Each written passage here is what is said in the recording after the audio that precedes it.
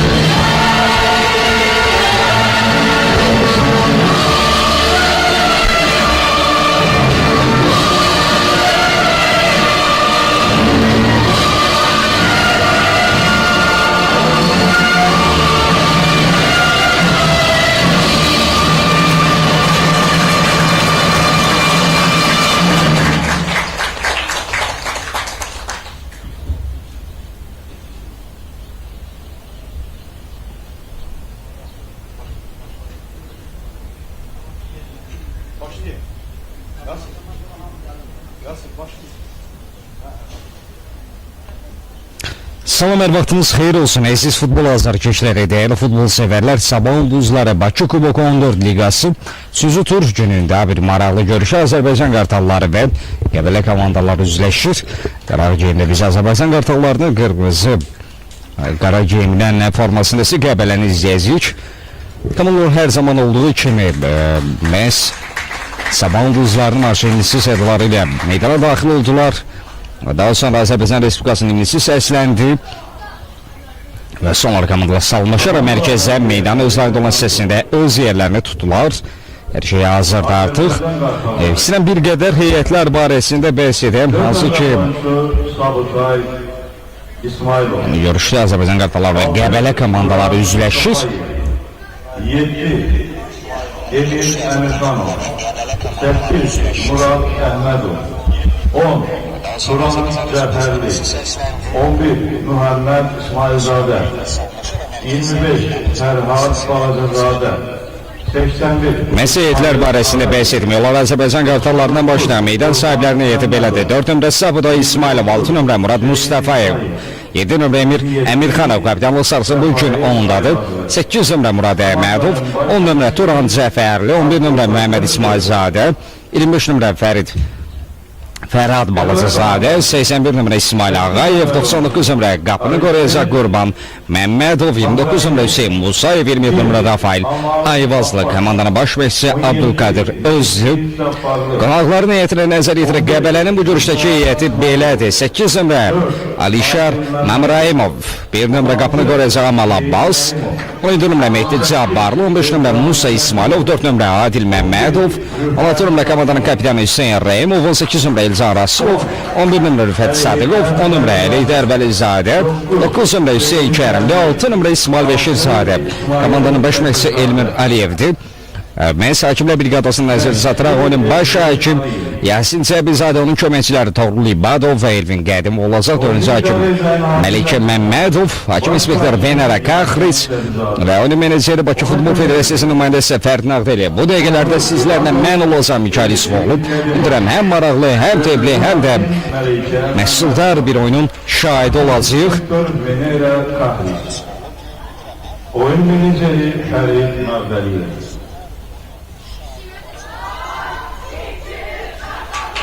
Artıq hər şey hazırdır.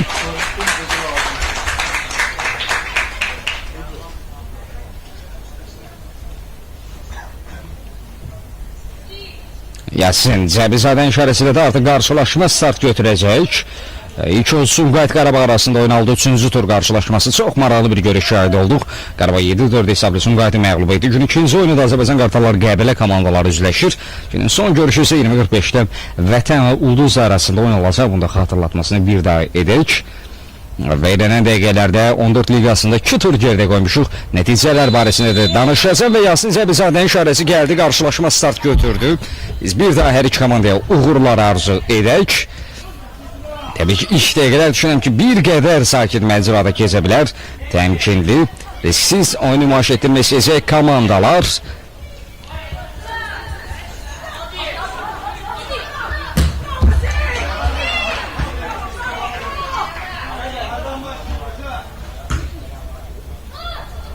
Bir ötürmək istəyir. Orada qayda pozulub.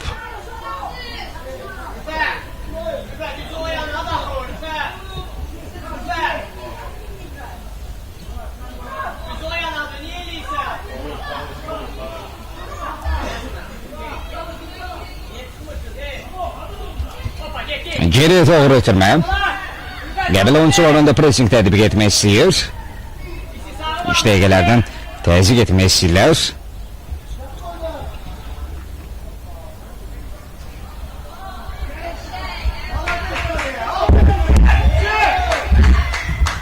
Bir ötürmək istəyir cinaya doğru. Yaxşı doğru Azərbaycan Qartalları gəlir. Hüseyin Musayev də var. Hüseyin paralel doğru ötürmə. Zərbə. Alınmadı. Abdülkadir özün yitirmələridir bu. Kapitan Emir Əmirxanov səy göstərir orada.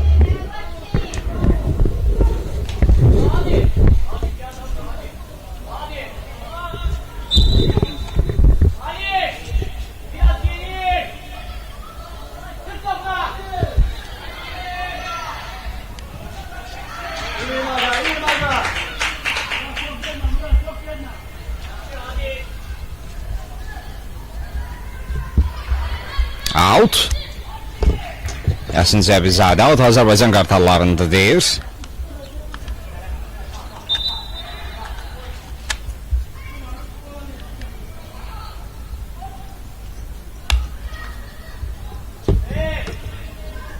Orada qarşılıqlı mübarizə izləyirik.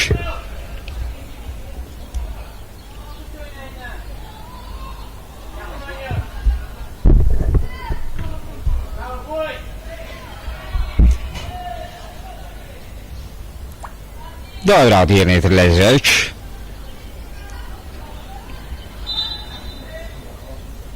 Vaxt irəliləyirdi, ötürmək istəyir. Orada Qəbələ müdafiəçiləri yaxşı oynadı. Bir qədər təhlükəni soğuşdura bildilər, amma kornerlə, köşdən zərbə ilə həmlə davam edəcək və Azərbaycan Qartalları oyuncular artıq cəlmə meydançası səndələrində mövqe tutur.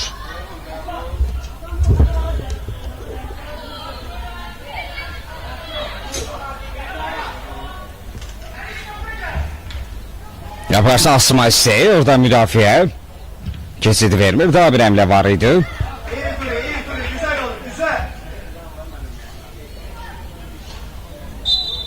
Qapıdan zərbə ötürməli başladılar. Cina doğru ötürmək isə ünvana çatır. Mərkəzi doğru çevirdilər. Müdafiənin müdaxiləsi var.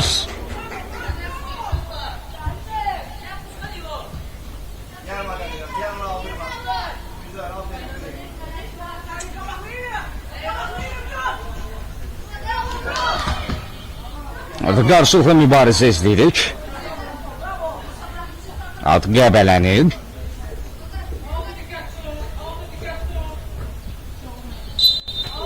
At özü yenə itirilmədi. Olur ki, rəqib komanda orada Adil Məmmədov hatta səhvə yol vermişdi. Murad Mustafayev ötürmə komandalaşına doğru orada qayda pozulub mu? Bəli, bəli. Yəni xəta hakimi də xatırlatdı, qaydan pozulduğunu qeyd etdi.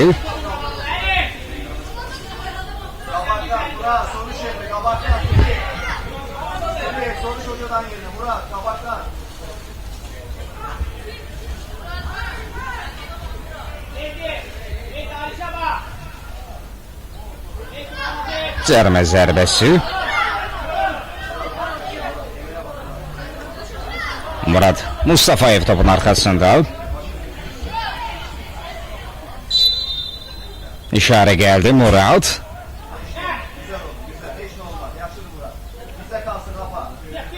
Geri qaydılar. Müdafiəçilərdə qalır top. Orada təzyiq var. İsmail Ağayev. Qayda pozulub. İsmail Ağayev qaydanı pozub deyir Yasin Cəbizadə.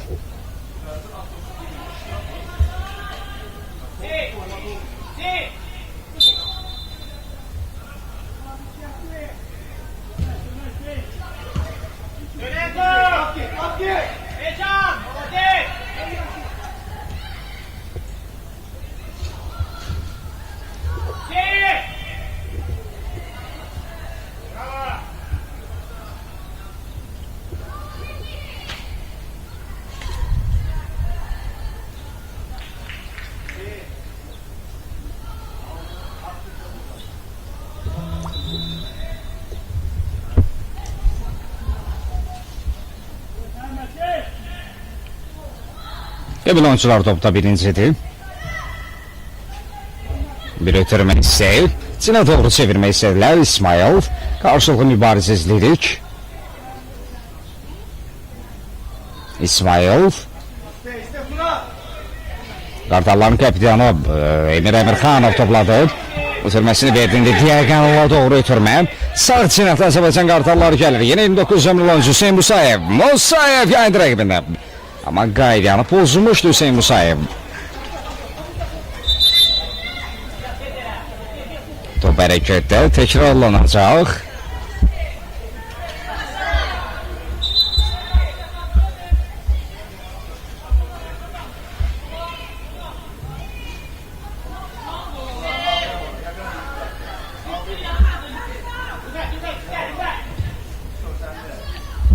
Murad Mustafayev. Hüseyin Musayev. Musa İsmailov rəqibini qarşısını kəsmişdi. Bir qədər sadəcə mane ola bildi.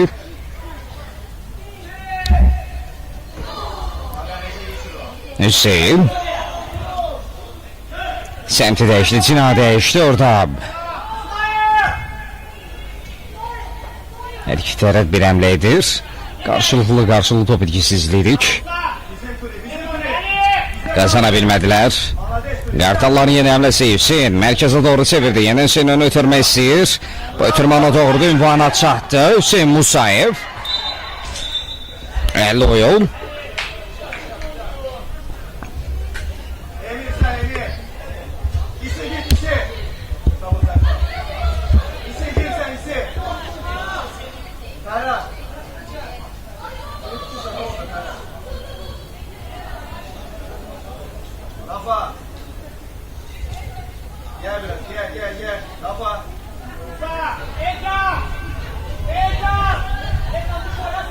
Standart vəziyyət izləyək. Görək necə yeni treserlər Emir Emirxanov. Məhz topun arxasında Azərbaycan Qartallarının kapitanı.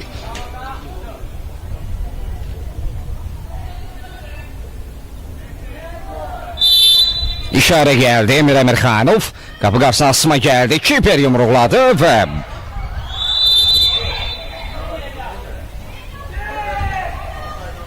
oyundan kənar vəziyyət qeydə alınır.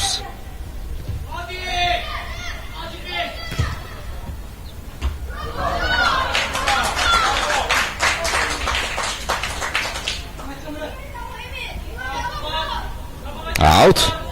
Qəbələ oyuncularının.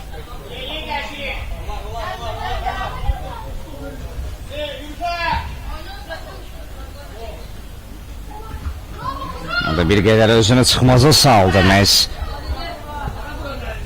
Hüseyin Rəymov, Qəbələn kapitanı.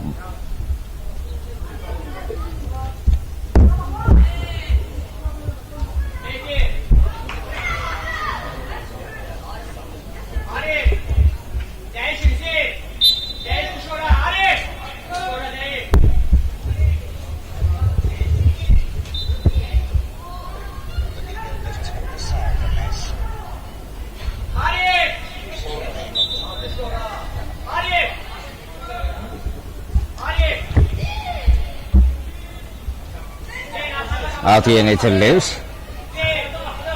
Bir qədər uzaqlaşdırma həmləsi idi.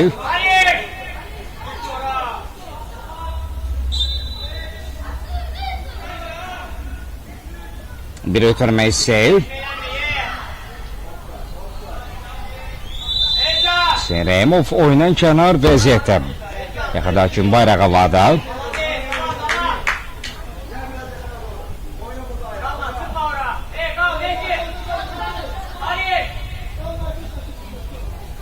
Rafael Ayvaz'da ötürme istəyir. Yine kiminle oynayacaq? Qəbələn. Benim lonsu Mehmet İsmailzadə. Eksenle başladı. Yerle ötürme istəyir. Alamır.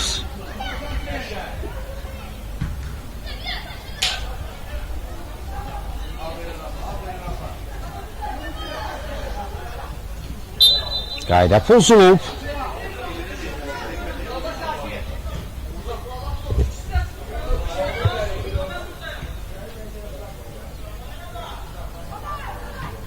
Murad Əhmədov.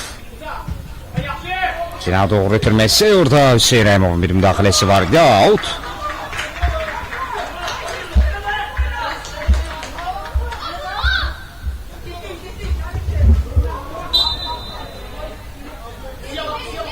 Musa İsmailova karşı qayda pozulmuşdu.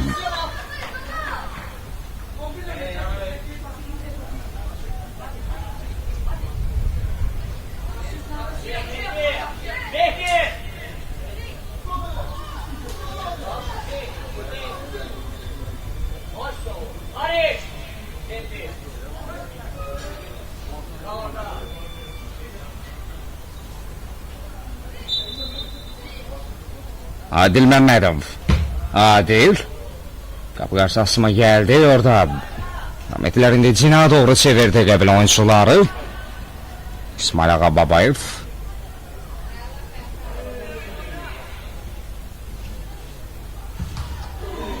Səhvim düzəni bu İsmail Bəşirzadə idi. Orada oyuncunun üzünə deyir. Yaxın Zəfizadə oyunu ona görə bir qədər saxladı. Ama her şey yaxşı görünür.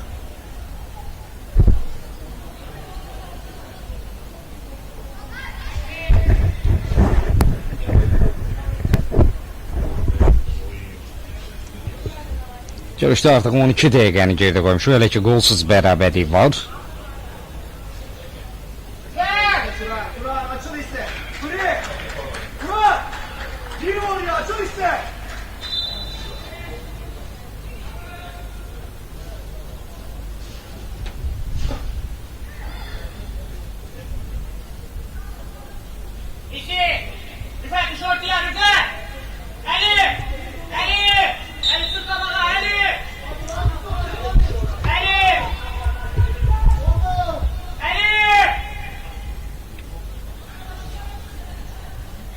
Bir ötürmə isə sol cinah Azərbaycan Qartalların əmləsi başlayacaq. Bir qədər geri ötürmə vermək isə Qəbələ müdafiəsi. Daha doğrusu Qəbələ oyuncuları araya girmişdi. İsmail. İsmail Ağayev cənab oyuncu irəlilədi. Ağayev mərkəzə doğru ötürmə verir. Orada Rafael Ayvazlı var idi. Yerli ötürmə isə oyundan kənar vəziyyət.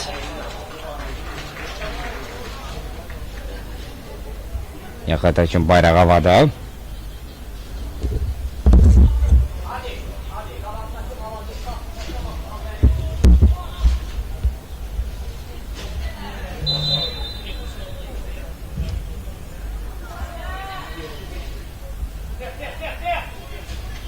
Sabuta İsmailov, tələsimir geri ötürmə. Qurban Məmmədov.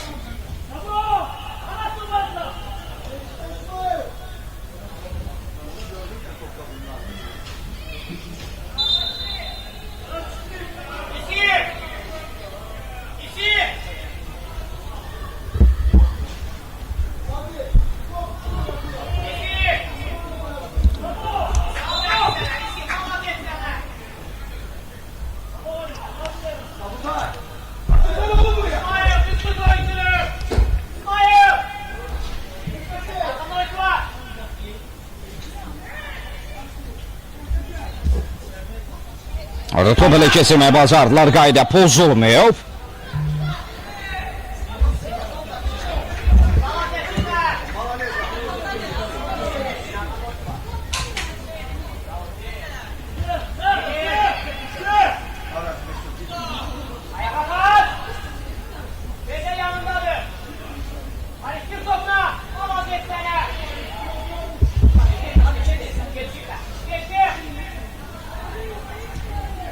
Bir qədər mərkəzi çəkildilər, ötürmə ünvanına çatır.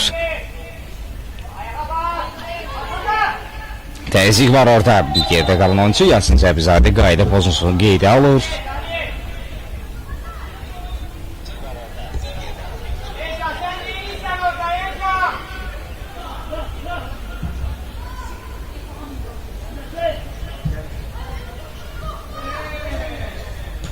Kapitan toplu atar. Hüseyin Remov. Remov orada bir təzyiq var idi. İşte müsayvada aşağıya girmişti.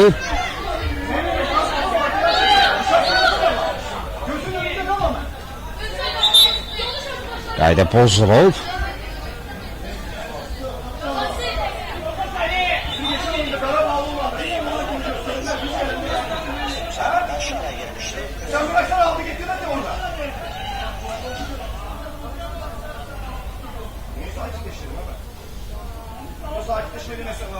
Geçen oyun bize ileride taklar çıkarırsın da kalk.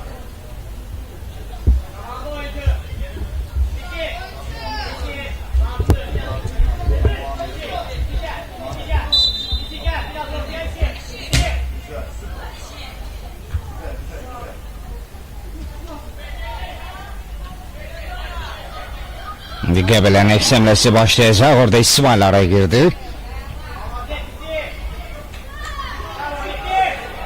Adaşına imkan verməmişdi Bəşirzadə ötürmə. Bir qədər mərkəzə doğru çevirmək istədilər.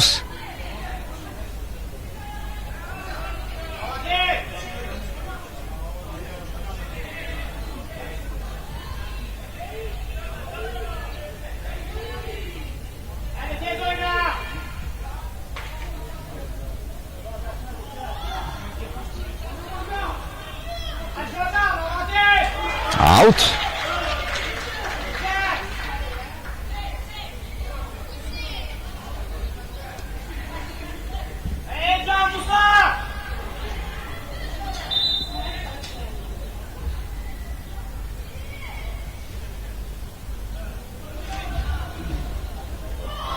Geride qalan oyuncu var. Qarşılıqlı mübarizə izlədik. Qəbul oyuncular indi topu uzaqlaşdırır. Sabutayın burada bir müdaxiləsi var idi. Ələ dəyən top.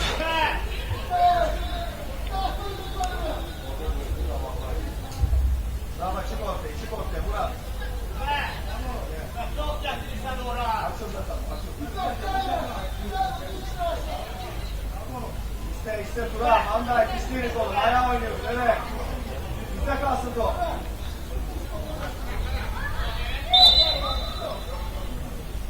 İsmail Ağayev.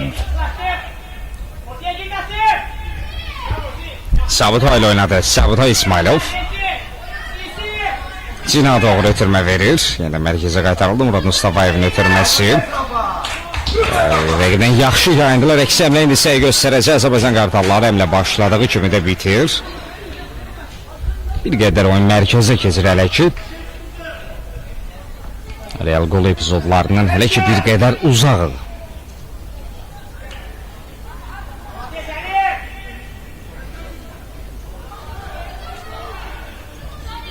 Yerli ötürmə istəyi. Rüfət Sadıqov. Rüfət.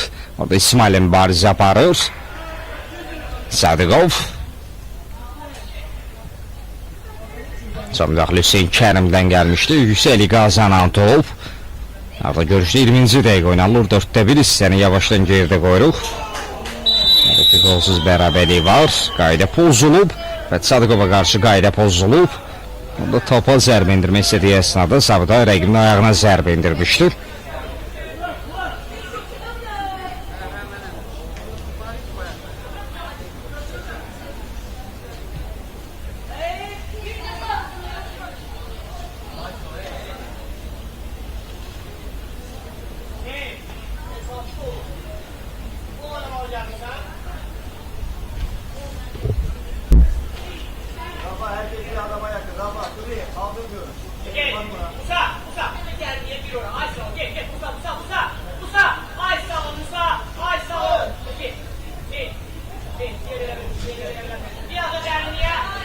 Hüseyin Kərimli topun arxasında.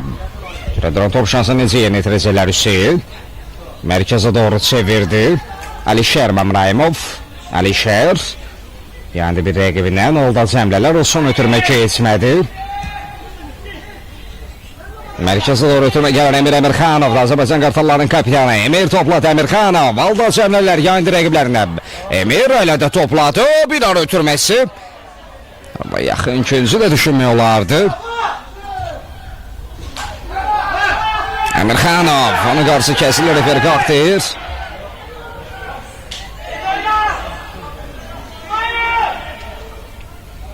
Əslində Zəbizad orada qayda pozuntusu qeydə alınır.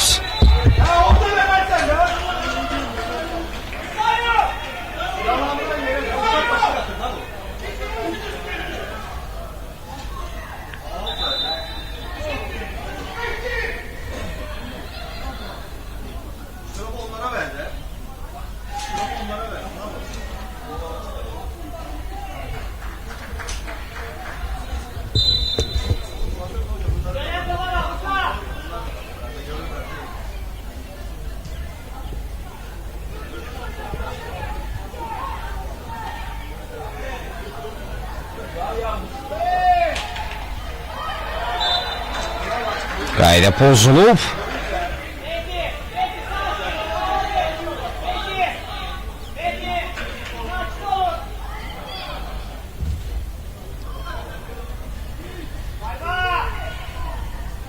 Top kimdə qalacaq? Qəbil oyuncularından da bir ötürmək isə hərəkətli oyuncu var. Və Sadıqovda səv etməmsə bu Sabutay top meydandan çıxarır.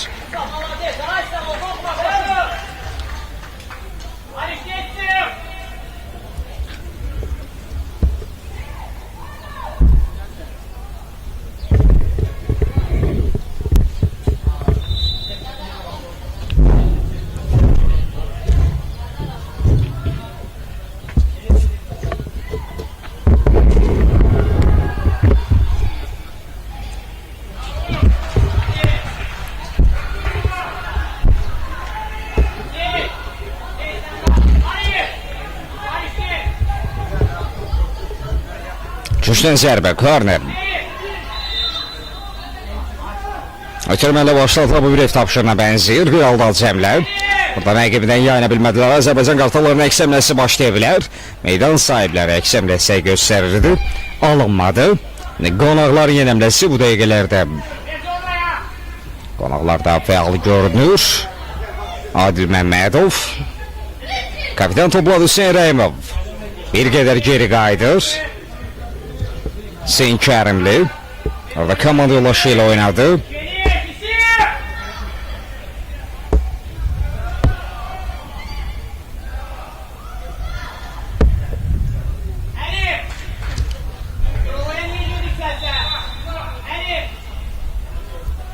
Out. Musa, молодец!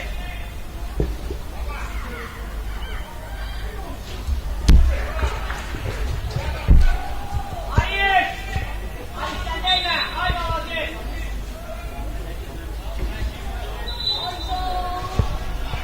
Out uzun yerine itirilmemişti. Musa!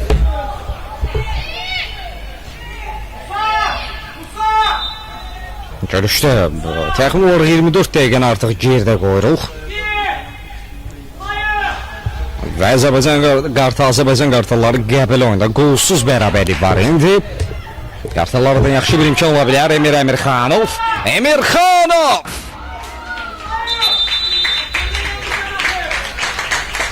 Azərkeşlərdən də alqışlar səslənir hemindən bu zərbəsində, amma sənalda nəticə hasil olunur və bir dəqiqəlik su fasiləsi olacaq. Su fasiləsində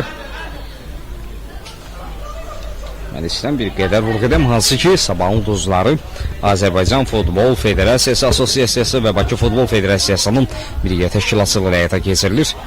Başda Alpex'in baş sponsorluğu olmaqla digər tərəfdaşlar sponsorlarında adları aşağıki panoda əks olunub. Hansı ki bunlardan bir də Slavyanka sulardır və bir dəqiqəlik fasilədə bizim köməyimizə onlar çatır.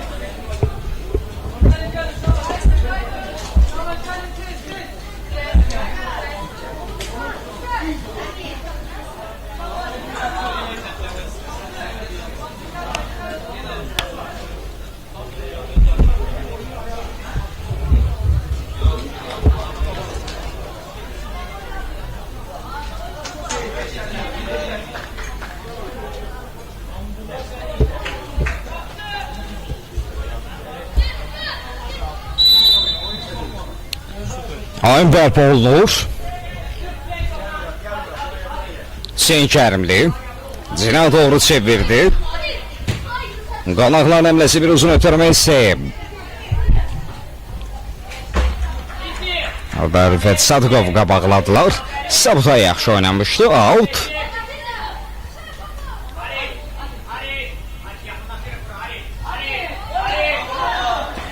Qayda pozulmuyor. Refer devam dedi. Hüseyin Rəhimov'un bir müdaxiləsi var idi. Top Qəbələ oyuncularında qalır. Bir aldı Cəmlər. Hüseyin Rəhimov.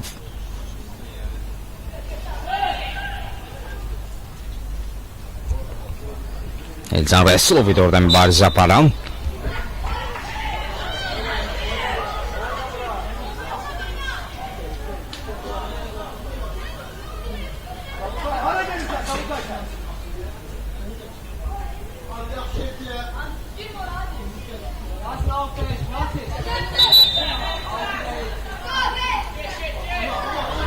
Atınç yeni yetilmədi.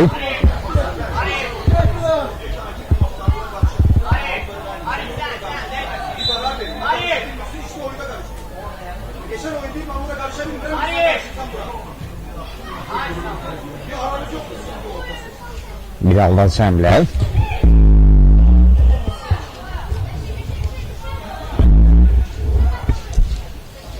İsmailov.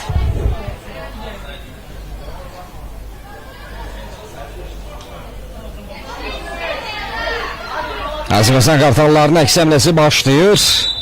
Qayda pozulub.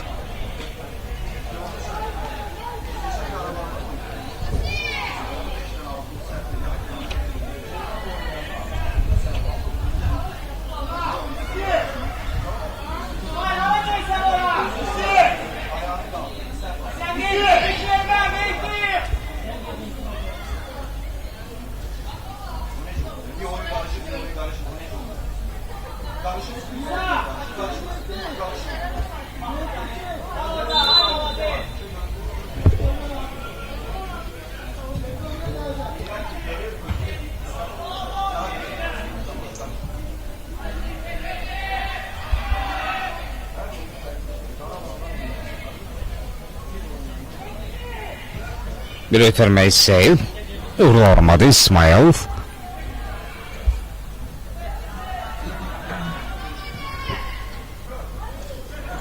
Topa kim daha tez atacaq, təzyiq var. Topu da kesilməyə bacarmışdı ama davamı gəlmədi. Sabotaj. Geriye yetirmə. Fəth Sadıqovun orada təzyiqi var idi.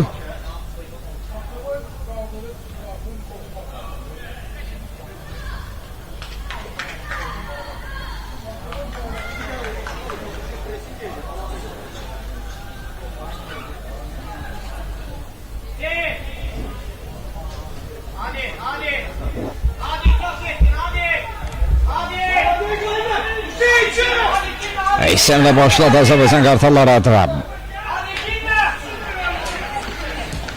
Sabdayı yerli ötürmə. Rafael Ayvazlı.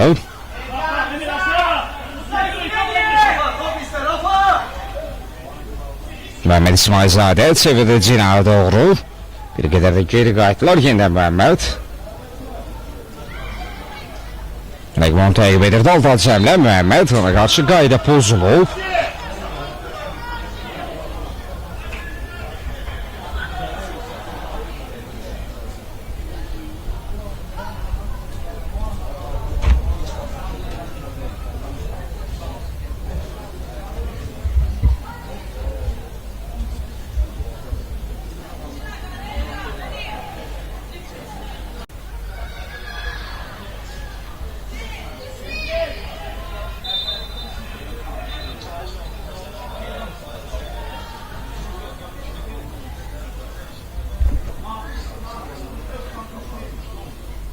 Altan Cəmlə İsmail yayınır rəqibindən. Ayaq saxladı. Mərkəzə doğru çevirdi. Orada rəqibindən yaymaq mümkün olur Hüseyin. Ayvazlı, Rafael Ayvazlı rəqibindən yayınmışdı. Emir Emirxanov kapitan. Emir, Murat da var Emir. Oyna ya. Dön oyuna. Murad Mustafayev.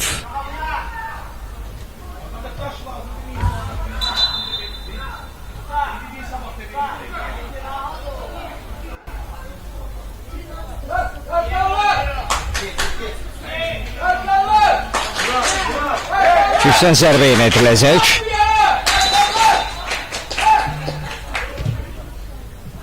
Qabqarsan Asma Kiper top əlindən buraxdı. Təkrar həmlə istəyib. Müdafiəçilər yaxşı oynuyor. Bir qədər uzaqlaşdırma bacardılar Ayvazlı. Uzaq məsafədən bir zərbə.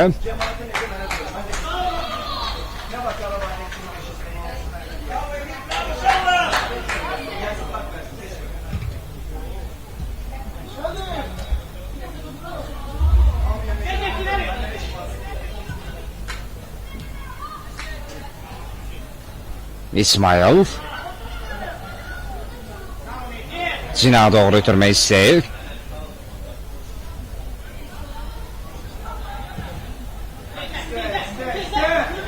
Murad Mustafayev.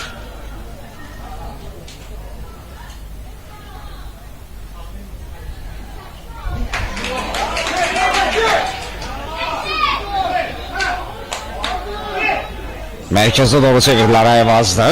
Uzaq məsafədən bir zərbə.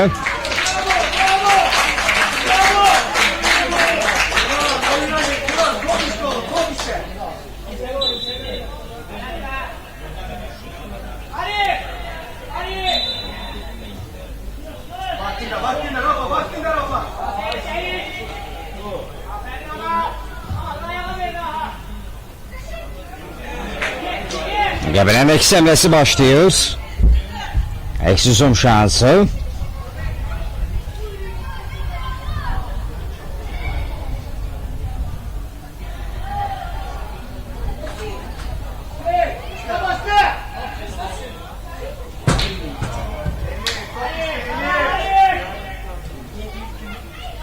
Bir Altan yerə qalançı qayda pozulub.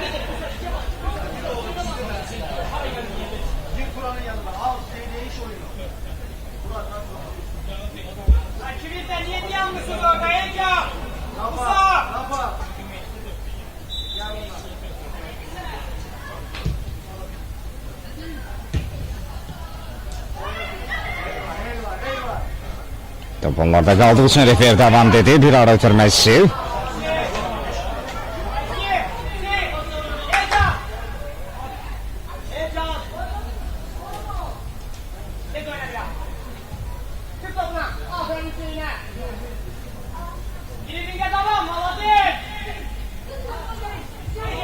Qəbələ oyuncular topu müdafiədən çıxarmaq istəyirlər. Sinə doğru ötürmək gəldi.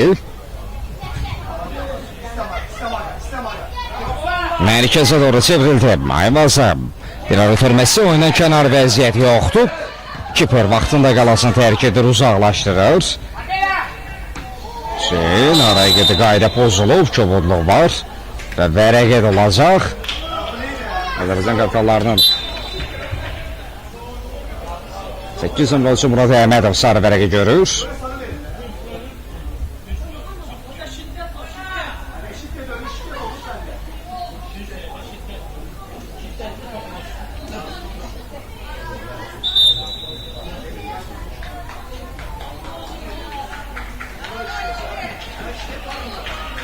Əl-Müqədir öz Məksdə sarı vərəqi görür.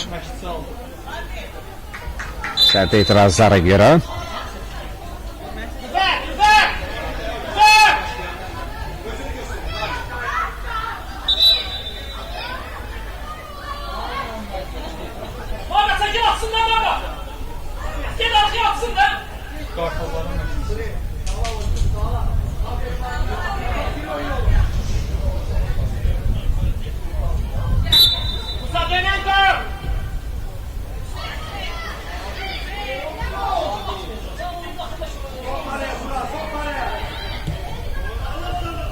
Bu qarşısına bir asma idi bu, ünvana çatdı mı?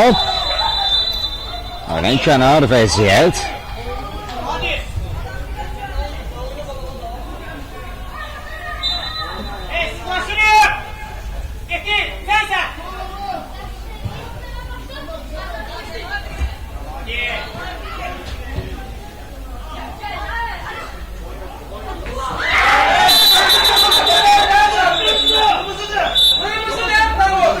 Hüseyin o kırmızı vərəqə görür. Başa kırmızı vərəqə.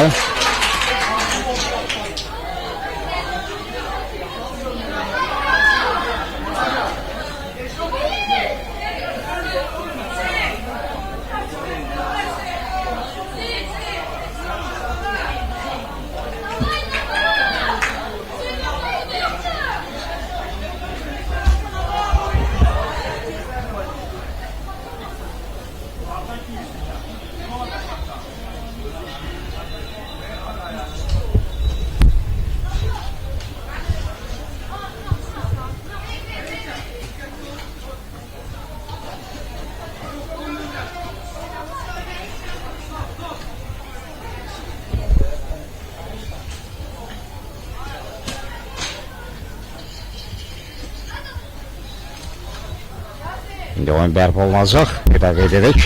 Qəbələn kapitanı Hüseyin Rəhimov birbaşa qırmızı vərəqə gördü.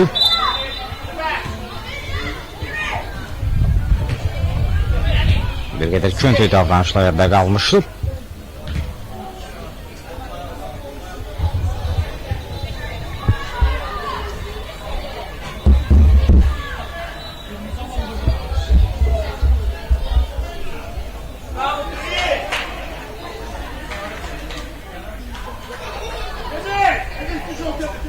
Artıq yaşın əsas vaxtı 2 sənəsiz vaxt tamamlamaq üzrədir.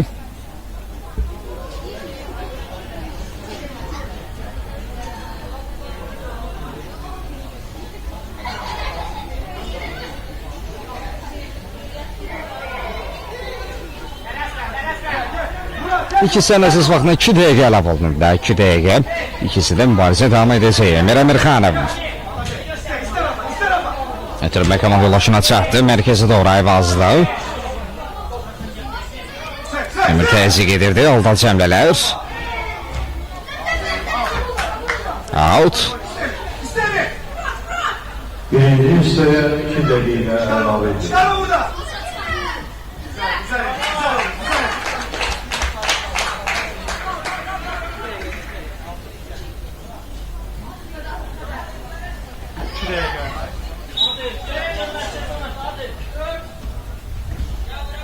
Qəbələ artıq bir nəfər hazırda mübarizə aparır və ikincisində də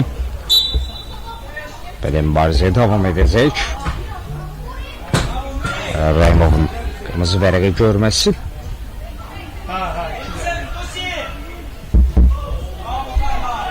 Komandan bir nəfər hazırda qoyur. Yasin Cəbirzadə qərarında qəti düşünmədən başı qırmızı vərəqəni göstərdi Hüseyn Rəhimova.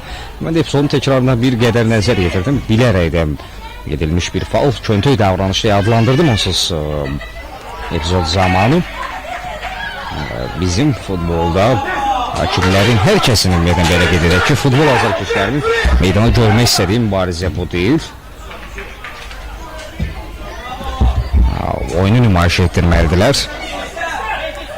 Biz onların gələcəklərini düşünərkən onlar da bir qədər özlərini düşünməlidirlər.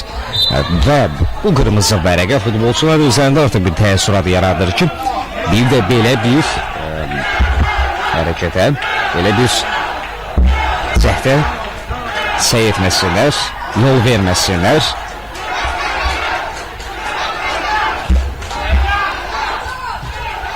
Məncə tamamilə ədaləti düzgün şəkildə bərqərar edir.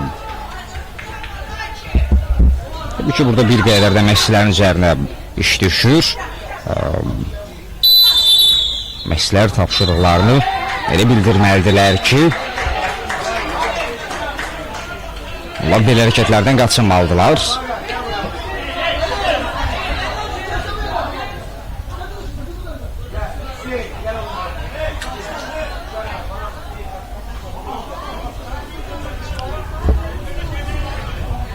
Yasin Cəbirzadə ilk hissəni bitirdi. Komandalar qolsuz bərabərlik fasilə yollanlar. Elçin ayrılmır. Fasilədən sonra yenidən bir yerdəyik.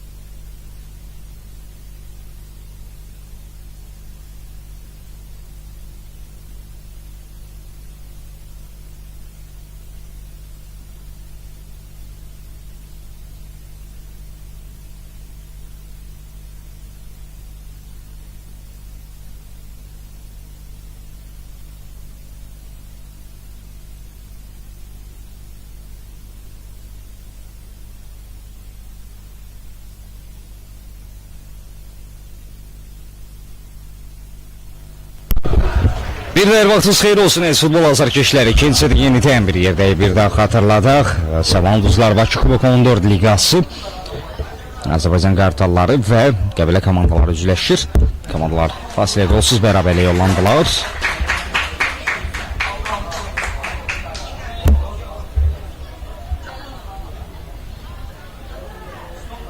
Görək ikincisi də bizi nə gözləyir?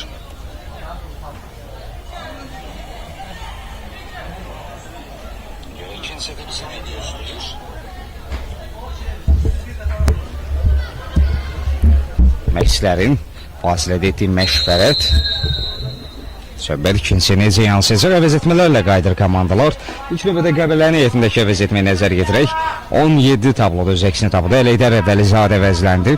Onun əvəzinə Ömər Əlizadə meydana daxil oldu. Daha sonra biz Azərbaycan Qartallarında əvəz etmənə şahid olduq. 29-20-dəyə Hüseyin Musayev əvəzləndi. Onun əvəzinə isə komanda 20 nömrəli oyuncusu Məsud Poladov meydana daxil oldu. İlk komanda heyətində bir əvəz etmə və bir də xatırladıq. Qəbələ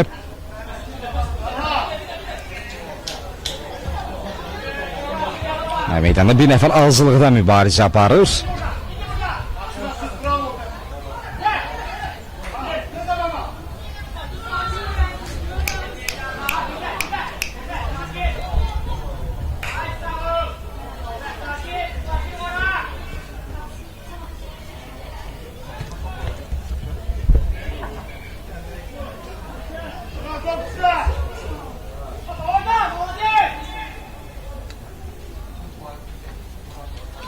Hansı ki, ikisi də Hüseyin Rəhimov, kapitan Qəbələnin kapitanı qırmızı vərəqə görmüşdü. Birbaşa qırmızı vərəqə ilə cəzalandıq. Köntük davranış qarşısında Yasin Cəbizadını qırmızı vərəqə ilə cəzalandırdı.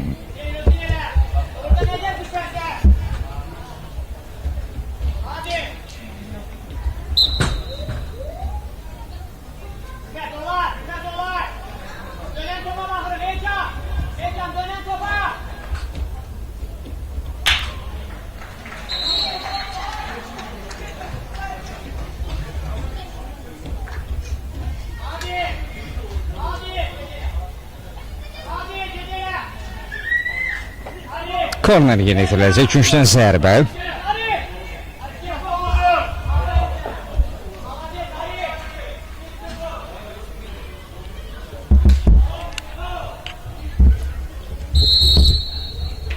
Korner izləyək qonaqlar adına. Üçten zərbə necə yönetiləcəklər? Qapı qarşısına asma gəldi. Orada müdafiəçilər blok qoyur. İmkan verilmədi.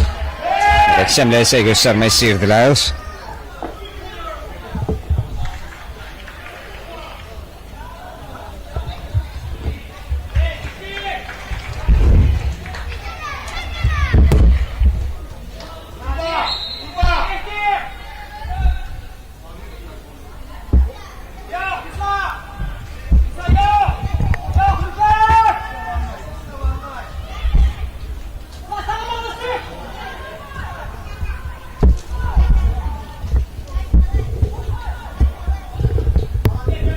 İkisi de her iki komanda həmləsi oldu ama sözün açıq tam da real gol epizodları xatırlamıram ilk hissədə. Didiyə kanala doğru ötürmə yaxşı alındı. Azərbaycan Qartalların həmləsi olacaq. Bir qədər əvvəl meydan daxil oluncu Məsud Poladov idi bu. Poladov rəqiblə mübarizə aparır. Məsud qaydanı pozub. Çabulluq var idi orada.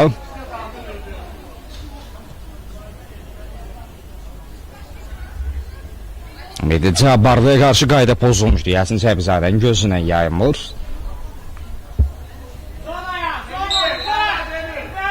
Standart vəziyyət Qəbələ adına.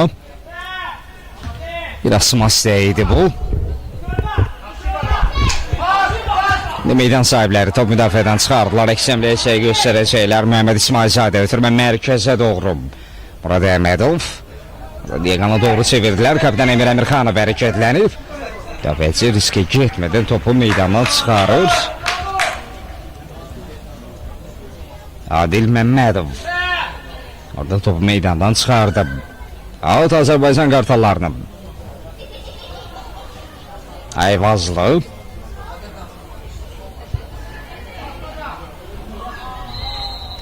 Qayda pozuntusu var. Qayda pozulub. Məhəmməd yerdə qalıb. Zəbzadə epizodun bir neçə adımlarında idi və epizodu qayda pozuntusu kimi dəyərləndirir. Xatırladaq ki, günün ilk qarşılaşması 14 liqasında Suzi tur çərçivəsində məhz turun iki qarşılaşması, günün iki oyunu Sumqayıt və Qarabağ arasında oynanıldı.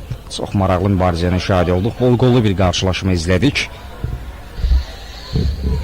Qarabağ 7-4 hesabı ilə Sumqayıtı məğlub etdi. Bugün ikinci oyunudur. Azərbaycan Qartalları Qəbələ arasında oynanılır. Hələ ki qolsuz bərabərlik var. Hələ ki qol yoxdur. Günün son oyunu isə Vətən və Ulduz arasında oynanılacaq 20:45-də. Həmçinin bir qədər sonra komandaların ikinci turdakı nəticələri barəsində də bəhs edəcəm. Bu həmlədən sonra Emir, bu bir ev tapşırığıdır. İndi qapı qarşısına Asma, kiper açdı, başla zərbə. Alınmadı. Daha bir cəhət, daha bir şans. İmkan verilmir. Müdafiəçilər uzaqlaşdırmaq üçün cəhdidir. Bu uzaqlaşdırmaq həmləsi idi. Meydan sahibləri isə rəqibi müdafiədən çıxarmaq istəmir. Top yeni Azərbaycan Qartallarında sol cəhətə bu səfər əmrə qurulacaq. Yox, burada bir-birlərini başa düşmədilər. 10 və 20 nömrəli oyuncular arasında bir qopluq yaşandı. Turan Zəfərli və Məsud Poladov bir-birlərini başa düşmədilər.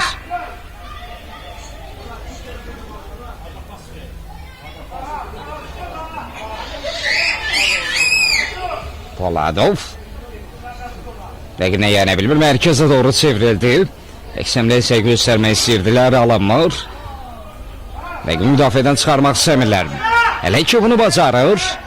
Azərbaycan Qartalları Eyvazlı. Bağlıqsın bir qədər cinaya doğru çəkildi. Emir Əmirxanova çatmadı top son olaraq.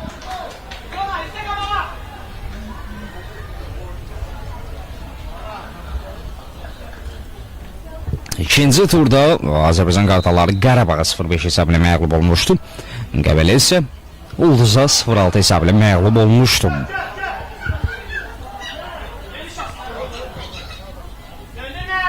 Bir qədər sonra Qəbələ heyətində vəziyyətim olacaq.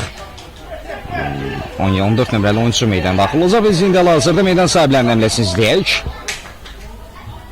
Qapıdan zərbə deyir Yasin Cəbizadə. Qəbələdə bir qədər sonra İbrahim Süleymanov meydan daxil olacaq. Görək İbrahim Süleymanov kimi əvəzləyəcək. Bir daha qeyd edirəm, Qəbələ bir nəfər azlıqda mübarizə aparır. Əvəz etmələrə icazə verilə bilər. Bəli, Yasin Cəbizadə, sanki mənim səsimi eşitib. Məlikə Məmmədovun əldə tablonu görürük artıq. Əvəzlənən oyuncu Rüfət Sadıqovdur. Qəbələnin heyətində 11 nömrəli oyuncu əvəzlənir. Onun əvəzinə isə İbrahim Süleymanov artıq meydana daxil olur. Görək bu əvəz etmə nə dərəcədə özünü doğruldacaq.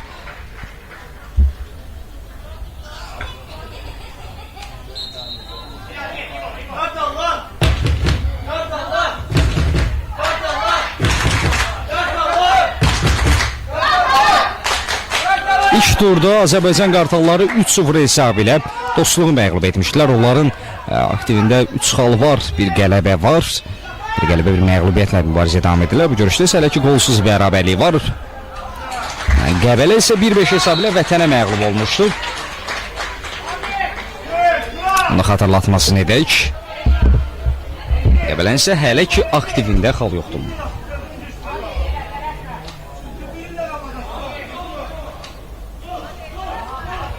Standart vəziyyət izləyək. Kifayət qədər azərkeş tribunada əyləşib şüarlar səsləndirir. Yolları mənimlə üzbə-üzə. Hal-hazırda qol deyə şüarlar səslənir. Mənim sağ tərəfim isə tribuna demək olar ki, tam olaraq doludur. Qəbələ bu duran top şansını necə dəyərləndirəcək? Cərimə meydançı səndələrində 7 oyuncu var qonaqlar adına. Yasin Cəbizadənin işarəsi gəldi. Qapı qarşısına basma.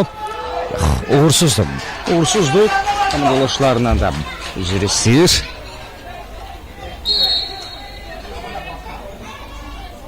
Adil Məmmədov hansı ki yaxın küncü düşündü. Bir qədərdə elə birbaşa qapı ünvanlanmış bir korner saymaq olar. Sabutay. Orada Adilin bir əmləsi var idi. Yerdəykən belə mübarizə aparır. Qayda pozulub deyir Yasin Cəbizadə. Epizodu neçə addımlığını və epizodu qayda pozunuz kimi dəyərləndirir.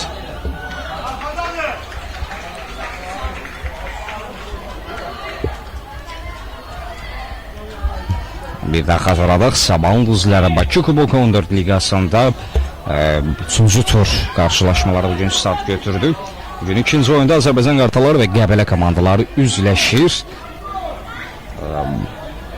Canlı reportajımız isə Bakı Futbol Federasiyasının YouTube kanalı vasitəsilə yayınlanır. 3 kameralı sistemlə bütün oyunları sizin nəzərinizə çatdırırıq.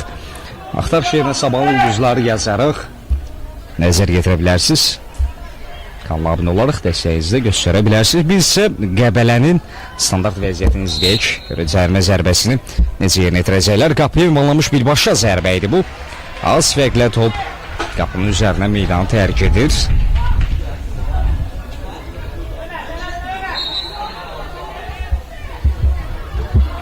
Bəli, günün son oyunu 20:45-də Vətən və Ulduz arasında oynanılacaq. Bunu da xatırlatmasını edək. Təbii ki, həmin oyunda da canlı reportajımız olacaq.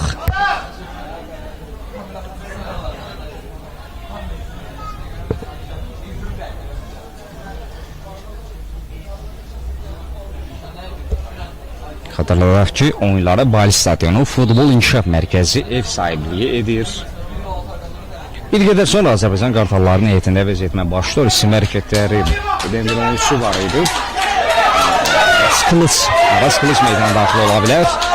Bu arada məsələ meydan sahiblərinin əmləsini izləyək. Başını ötürmək istəyir. Orada topu qazanmaq istəyir. Yasin Cəbizadə qalxdır. Məsud Poladov yerdə qaldı. Heç bir qayda pozuntusu yox idi. Mən Yasin Cəbizadəyə bax bu qərarla qatıla bilərəm. Ədaləti görüş bu yaxşı bərqərar edir. Təbii ki, bu bir qədər mənim şəxsi fikrim kimi səslənə bilər. İzləyənlər mənə qatıla da bilər, qatılmaya da bilər. Burada bax, qayda pozuntusu qeyd alır Cəbizadə.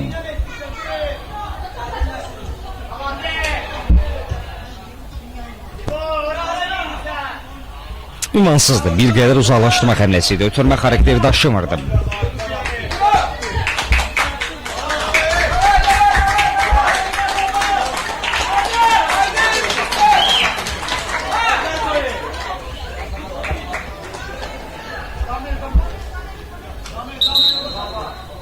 Əvəzetmə başlayacaq. Potensial əvəzetmə barəsində bəhs etdim. Aras Kılıç meydana daxil ola bilər deyə. Həmin əvəzetmə də görə Aras Kılıç kimə əvəzləyir? Meydanı tərk edən oyuncu kimdir? Bu Sabutaydı. Sabutay İsmailov meydanı tərk edir. Aras Kılıç meydan daxil olur. Bir qədər hücum xəttini gücləndirir. Qadiröz Sabutay mövqe olaraq müdafiədə çıxış edir. Aras Kılıç isə hücumda mübarizə var. Hansı ki, Qəbələ bir nəfər hazırda mübarizə var. Bax, bundan istifadə etmək istəyirlər. Bu qazanma bazarlar Məsud Poladov. Bir müdaxilə var idi orada. Korner, köşdən sərbə.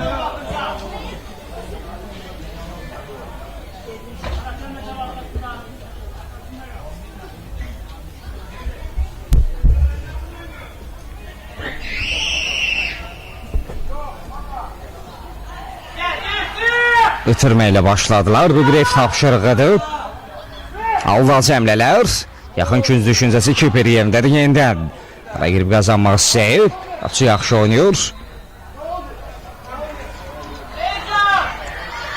Yasin Cəbizadə kornerdir. Bu arada itiraza görə sarı vərəqə. Qəbələn kiperi sarı vərəqə görür. Hüseyin Rəhimov da bol. Daha doğrusu səvimi düzəldim. Hüseyin Rəhimov vardı. Qırmızı vərəqə görüb Qəbələdə kapitan. Qapıda Amal Abbas sarı vərəqə gördü.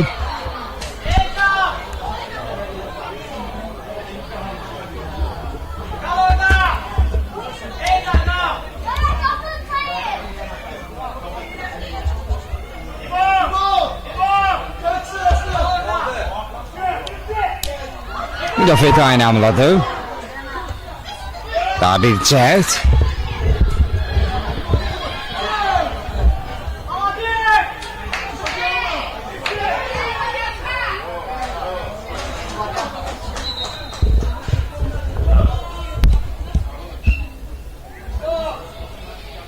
Görüşdə artıq 53 dəqiqəni geridə qoyuruq. 53 dəqiqəni geridə qoyuruq və qolsuz bərabərlik var.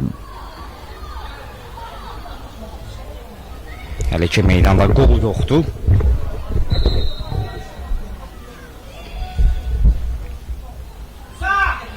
Tilsim qırılmayıb, hələ ki qapının kilidi açılmayıb.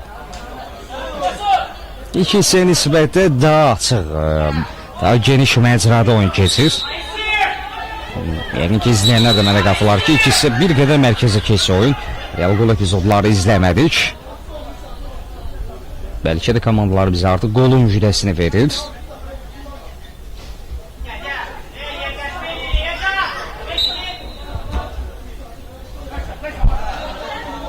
Məhəmməd, bir altıncı həmlə, Məhəmməd İsmailzadə. Məhəmməd Zina boyunca irələdi. Bir rəqibini aldatdı, rəqiblərindən sıyrılmağa bacardı. Məhəmməd cərmə meydansası daxilində ötürmə. Qapı qarşısında parıl ötürməkdi. Amma tamamlamağa heç səs yox idi. Belə paraleldən top meydanı təhlük edir. Aras Qılıc çox çalışsa da çata bilmədi. Artıq əvvələn oyuncular üçün irəliyir. Bir qədər tələsməlidirlər outda. Topda kim birincidir? Bir qədər geriyə qayıdıldı. Orada ədalət təmsilçisinə dəydi top. Sərbəst atışlı oyun bərpa olunacaq.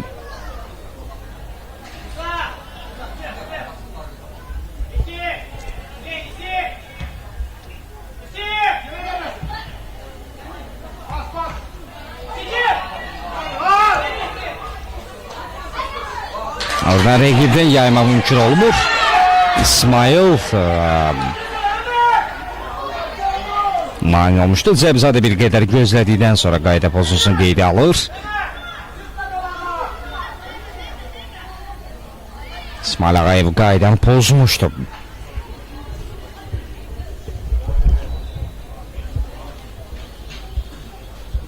Standart vəziyyət izləyək. Cərmə zərbəsi.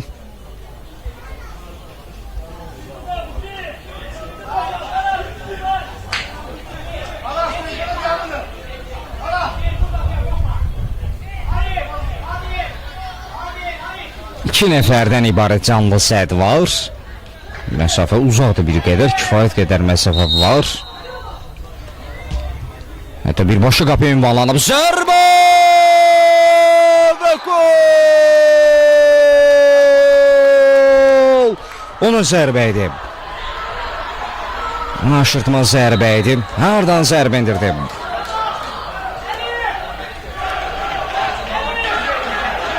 Qəbələ-qəbələ deyə şuarlar səslənir. Hüseyn Kərimli. Standart vəziyyəti cərmə zərbəsini qola çevirdi. 1-0. Qəbələ 1, Azərbaycan Qartalları 0.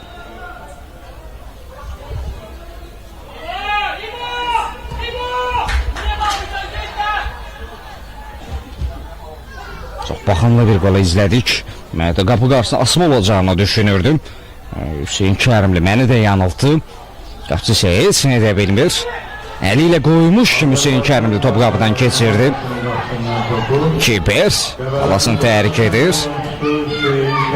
Yədəqanlı oyuncular var. Ədalət təmsilini görüşü saxladı. Meydan sahiblərinin qapıcısı Qurban Məmmədov yerdə qalıb. Həkimlərin meydana daxil olması istənildi. Elşad Kərimov Azərbaycan Qartallarının həkimi meydana daxil olmağa hazırlaşırdı.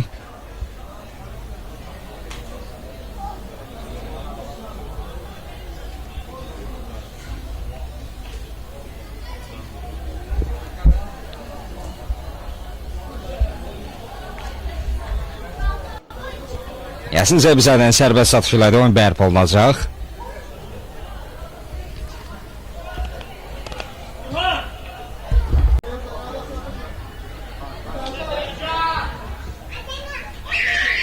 Burada tezlik edib, topu qazanma bacardılar. Bir qədər mərkəzə doğru çevirdilər. Azərbaycan Qartallarının əmləsi uzaq məsafədən indirilən zərbə qeyri-dəqiq. Məhəmməd İsmailzadənin ifasında izlədik. uğurlu alınmadı.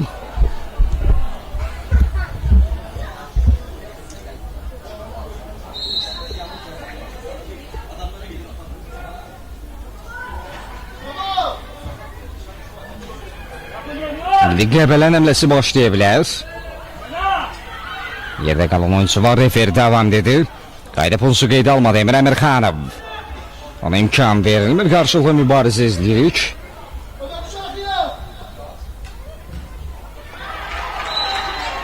Out.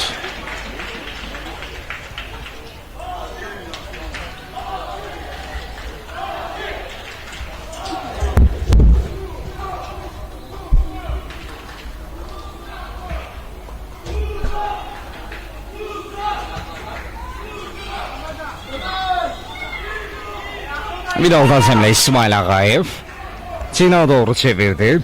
Meydan sahiblərinin əmləsi. Yerə qalan oyuncu var, Kobulov var, qayda pozulub. Aziz Əbizadə oyuncunun yanına çağırır.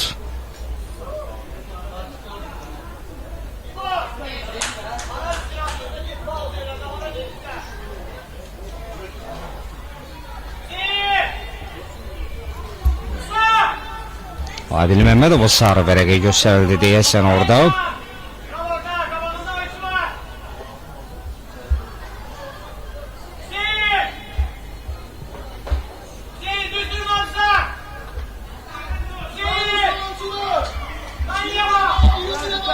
Cərmə zərbəsini izləyək.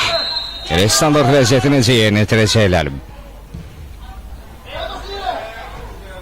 Bir qədər mayın olma bazarlar, bu ise uzaqlaşdırma həmləsidir. Rafael Ayvazlı. Ayvazlı yayınır bir rəqibinə. Ayvazlı.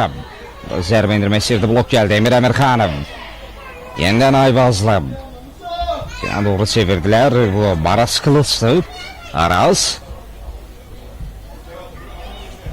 Murad Mustafayev.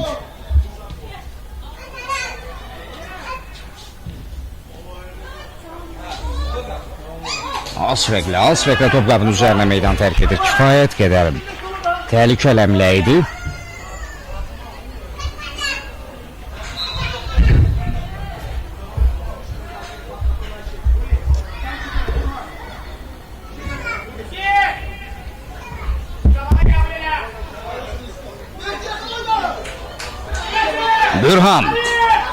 Bürhan ötürməsi Emir Əmirxanov, tek toxunuşlu ötürmə Mühəmməd.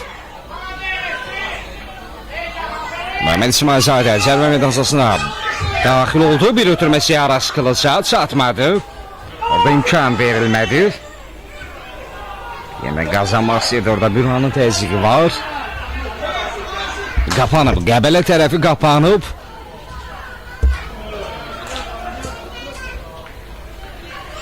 Azərbaycan qatarlar sanki meydan əqbadının sesində məsken sallarıba qurublar bu dəqiqələrdə. 66-cı dəqiqə.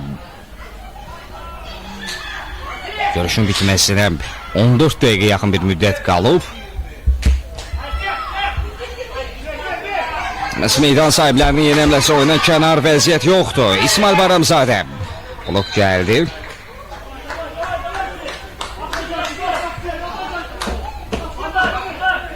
Mehdi idi və son olaraq toxunuş edəm. Azərbaycan qartallarının qol axtarışı. Kornerlə davam edir. Yaxın gün düşüncəsi keçmədi. Mindeksəmlə başladı. Sürəti bir eksüzüm şansı alınmır. Mehdi yerdə qalır. Referi davam deyir. Mehdi Cabarlıya qarşı qayda pozulmamışdı dedi.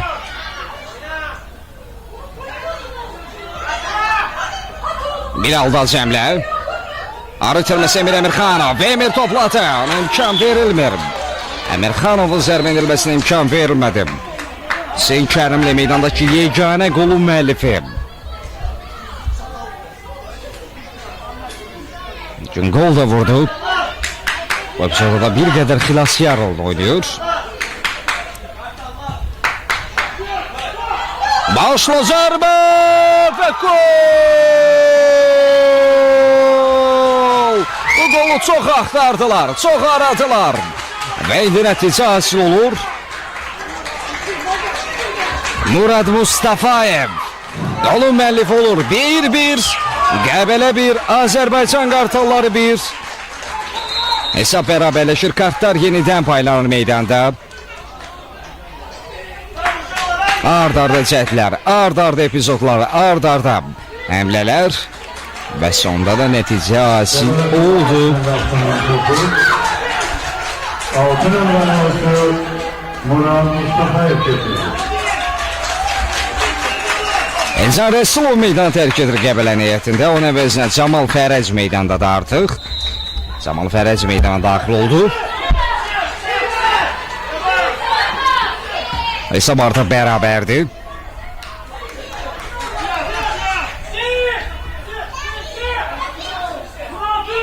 Görə qolların ardı gələcəkmi? İki hissədə qolsuz bərabərlik, ikinci hissədə bir-birli bərabərlik var. Yekun hesab nə olacaq?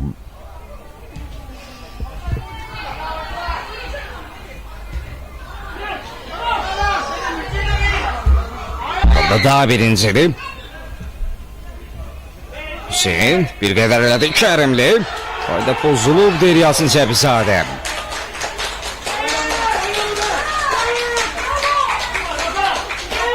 Azərkeşlər bir qədər o qərardan razı görünmür. Biraz hakem. Arasın arkasına.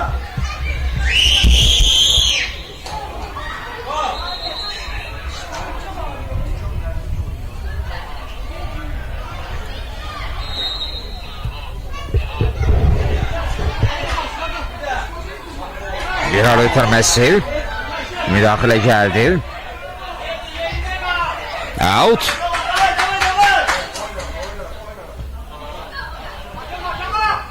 Bir halda Cəmlə rəqibi keçmə mümkün olmadı Məhməd. Rəqib onu təqib edir. Bir qədər mərkəzə çevirdi. Bürhan yayında rəqibdən. Bürhan ötürmə.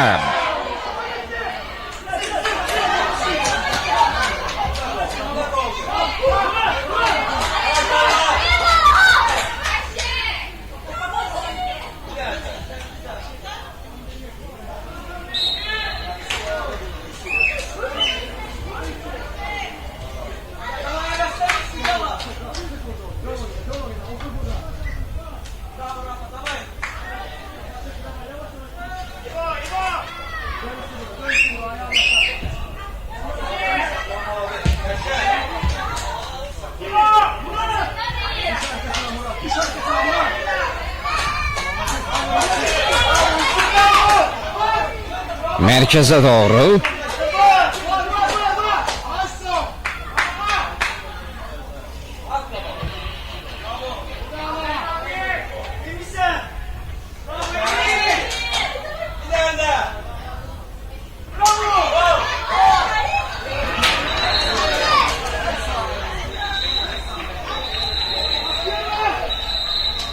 Oradan oyuncular arasında bir agresiya, gərginlik.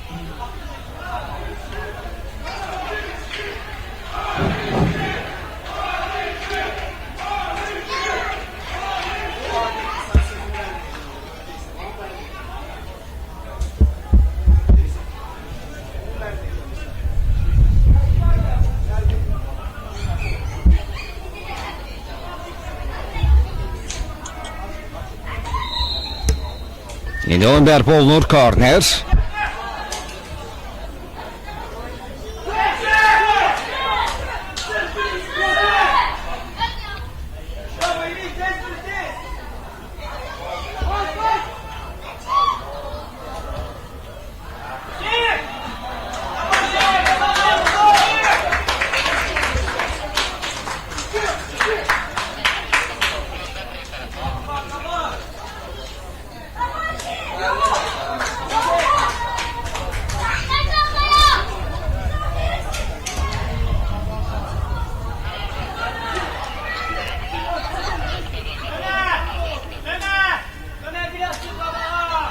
Məhəmməd mərkəzə doğru. Bir qədər oyuncu ayaq saxladı, yanda Əmir də var idi.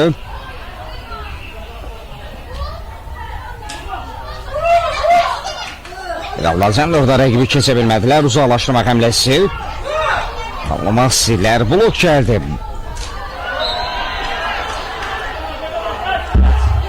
Qayda pozulub.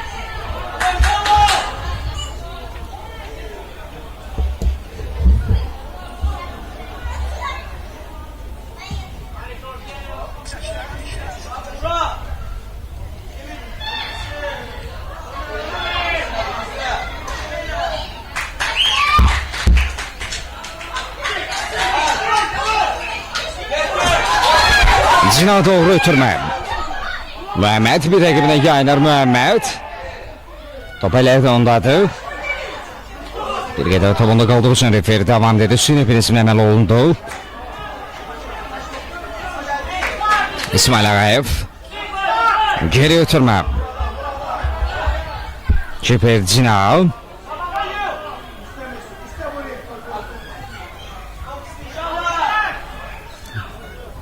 Emin Emirxanov. Tek toxunuşla ötürmə Emir Emirxanov. Bir qədər ayaq saxladı Emir. Zərbə indirdi Emirxanov. Kiper yerindədir. Amma Abbas. Mən buradayım deyir.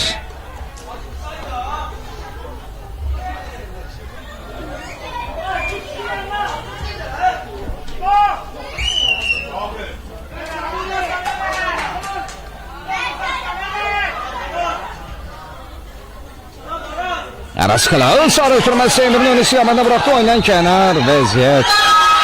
Emirxanov oyundan kenar vəziyyətdə deyir. Yaxat hakimi.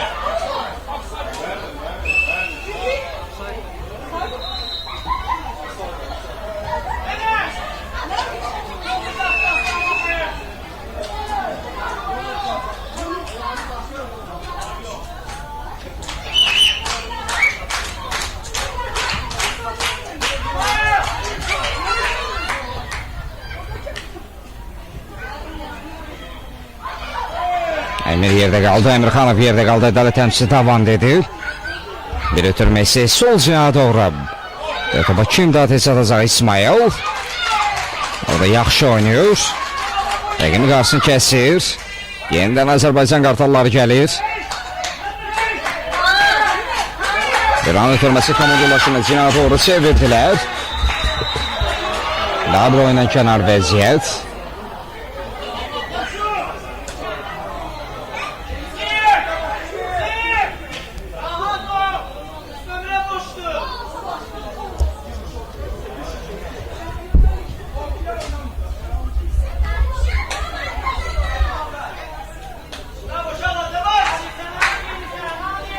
Tez oxunuşlu ötürmə Məsul Poladovdan. Emir Emirxanov çıxda biləcəkmi? Emir yenidən təzyiq etdi. Yorulmaq bilmir Emirxanov. Ötürmə gəldi.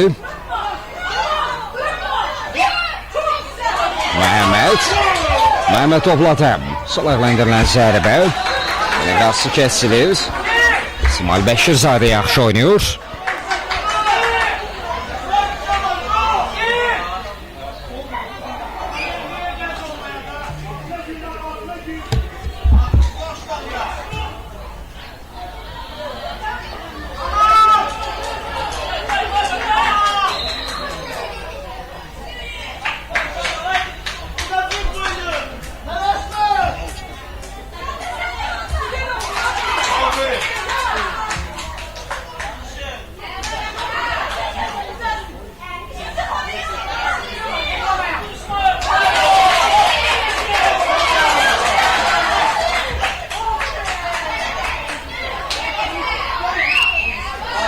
Muhammed topladı.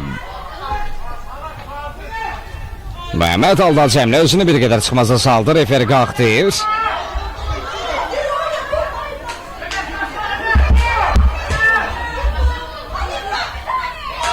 Aldı cəmlələr. Oyundan kənar vəziyyət. İsmail Bayramzadə oyundan kənar vəziyyətlidir.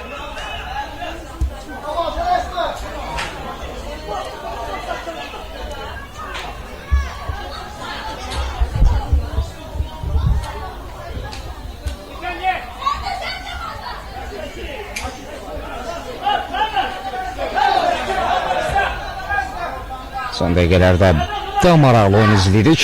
İkinci nəsiz vaxtında son 3 dəqiqə. Məsud Poladov.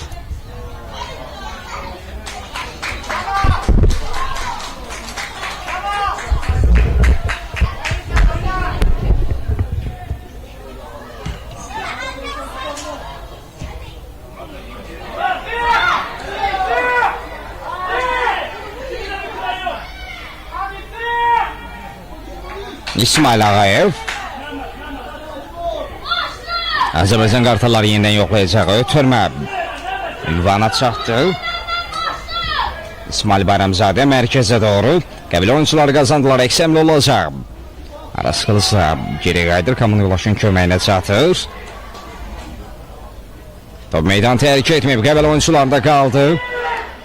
Mərkəzə doğru.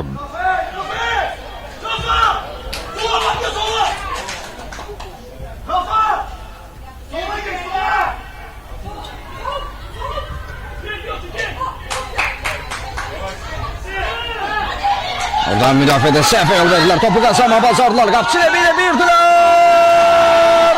Ve gol! Gol, gol, gol, gol, gol alsa. Müdafiənin səhvindən yararlanır Azərbaycan qartalları.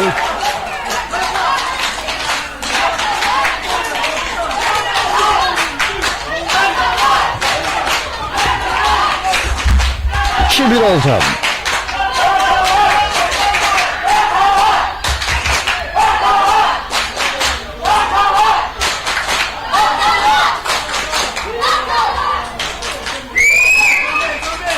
Azərbaycan qartallarının 7 nömrəli oyuncusu bir səfərindən çevirdi.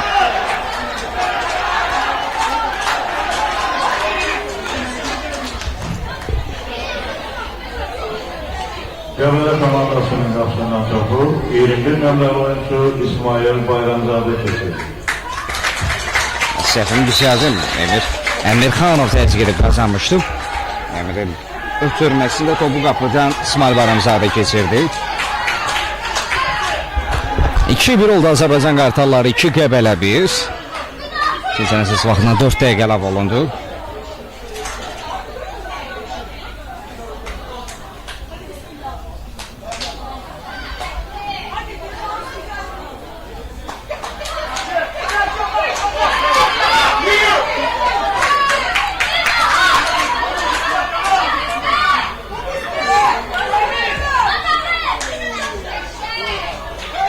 Emirxanov. Emirxanov zərbə. Asiyatda top qapıdan yan keçir.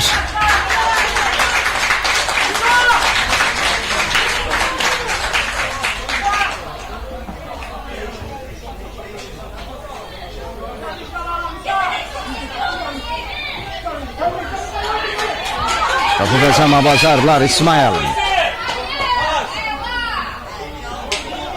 Müqavimətini artıq yorulub oyuncular. Tempə tap gətirmə bir qədər çətindir.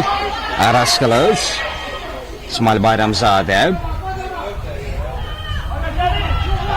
Məhəmməd aldı cəmlələr. Məhəmməd topladı. Zərbə indirəcək. Blok gəldi. Emirxanov.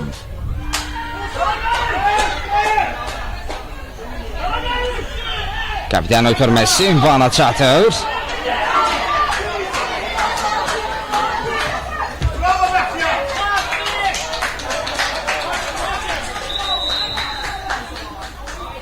Bir görüş saxladı, yerdə qalan oyuncu var. Qəbələ müdafiəçi yerdə qalıb.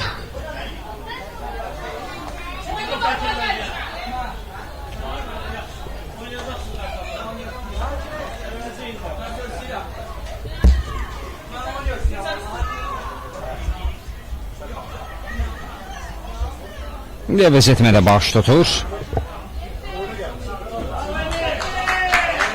Emirxanov kapitan alışlarla meydanı tərk edir. Onun əvəzinə Ələsgərov meydana daxil olur.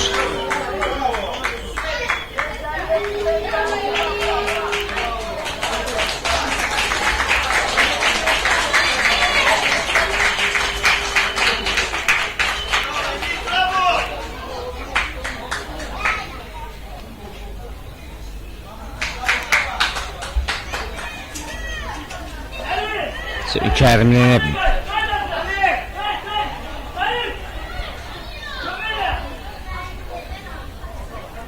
Tim müayinəsi meydana kənar davam edəcək bir qədər. Yasin Cəbizadə sərbəst atışla oyun bərpa edir.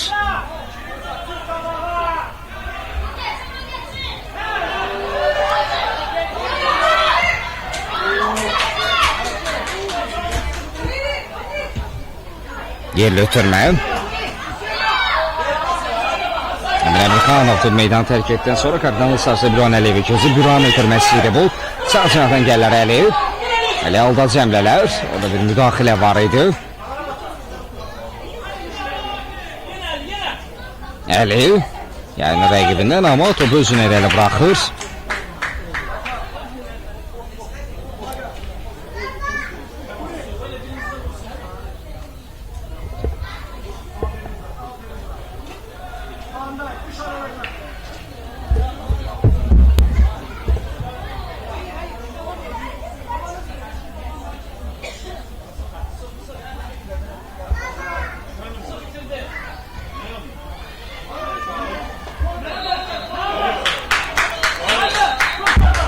Köşkdən zərbə.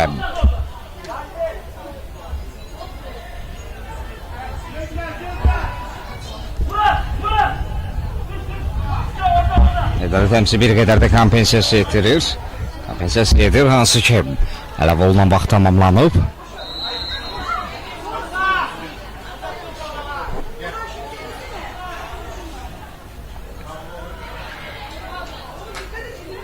Bilal Cəmlə, ötürmə. Bürhan. O da kiperde kaldı. Efendim biləksizim şansını imkan tanıyacaq deyəsəm.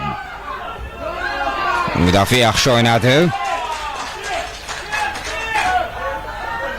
İsmail rəqibini qarşısını kəsir. Yasin Zəbizadə. Altı Azərbaycan qartallarındadır. Vaxt tamamlanıb artıq görəyim. Ədalət təmsil görüşü nə zaman bitirəcək?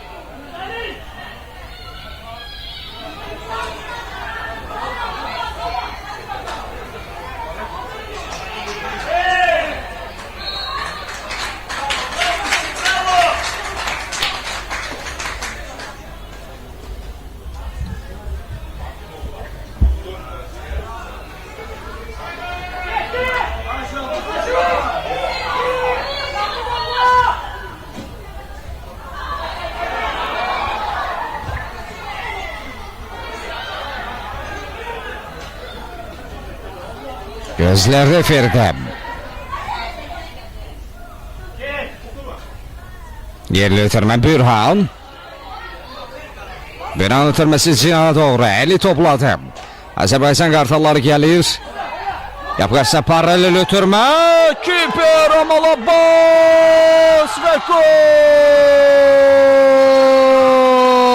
Top kapıdan keçib. Azərbaycan qartallarının 21 nömrəli oyuncusu İsmail Bayramzadə yine fərqlənir. Çox maraqlı mübarizənin şahid olduq. Çox mütəşəm bir qarşılaşma izlədik. Qəbələ 1, Azərbaycan qartalları 3. Qazanan isə bütün oyunculardır, bütün futbolçulardır. Fərdi olaraq hər kəs bir pay götürür. Bu oyunlardan, bu görüşlərdən, bu dəqiqələrdə sizlərlə mən olduğum Mikail İsfaoğlu növbəti oyunlarda görüşmək diləyilə. Sağ olun, salamat qalın.